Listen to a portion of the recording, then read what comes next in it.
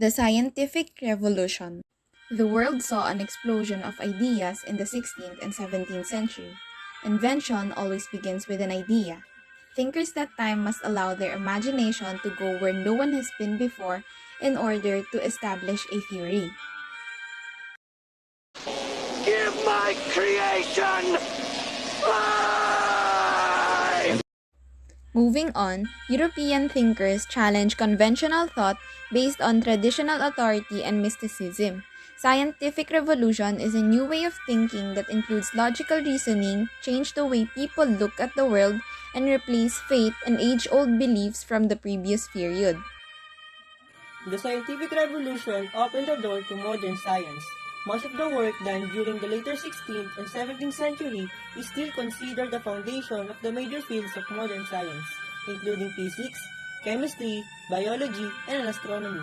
It began in Europe toward the end of the Renaissance period and continued through the late 18th century, influencing the intellectual social movement known as the Enlightenment, and it was ended with Newton's work over a century later.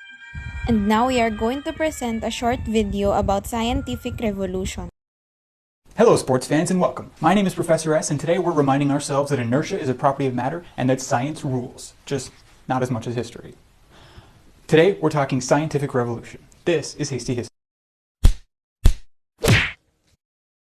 There are lots of scientific revolutions that happen throughout history, but the one that we refer to as the scientific revolution starts in 1543, when Nicholas Copernicus introduces his theory of heliocentrism. This is the theory that the planets in the solar system revolve around the sun, rather than everything revolving around the Earth. The scientific revolution period ends in about 1687, when Sir Isaac Newton publishes Principia. This is a book, basically a collection of his works, of all of the theories and all the stuff he'd been working on. We're talking about his laws of motion, his theories on planetary motion, universal gravitation, all that stuff. Obviously, the scientific revolution had a ton of developments come out of it. Scientific, intellectual, all that stuff. But we really only have time to talk about the big ones, the real heavy hitters.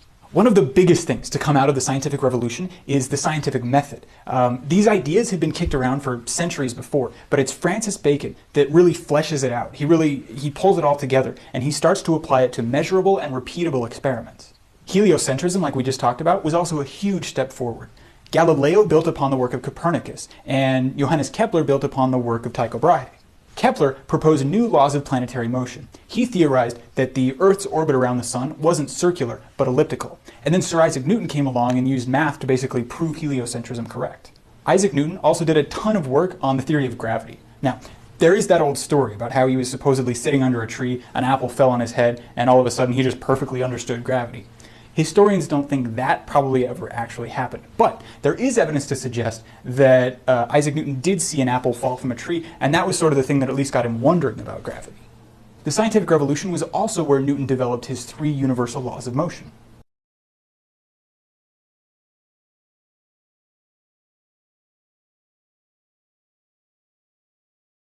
There were also developments in a ton of other scientific areas during the scientific revolution. Antony von Leeuwenhoek made huge advances in microscope technology, and he was actually the first guy to be able to see and study microorganisms. William Gilbert made gigantic leaps forward in the study of electricity and magnetism.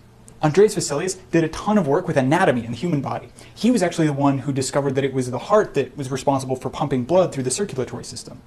The steam digester was invented, which set the stage for the eventual steam engine. The telescope was vastly improved upon. The microscope was improved upon. The barometer was invented. The first mechanical calculator was used.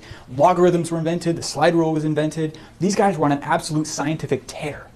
The scientific revolution had a huge impact on our historical development, and it continues to impact us even now in our daily lives. So I want to give it some context. If you've ever heard of the Enlightenment and the scientific revolution go hand in hand. See, the Enlightenment was a period between 1650 and 1780, where all sorts of different philosophies were being dreamed up and investigated and analyzed, scientific philosophies and other philosophies. So if it helps, think about the scientific revolution as a smaller part of a much broader Enlightenment.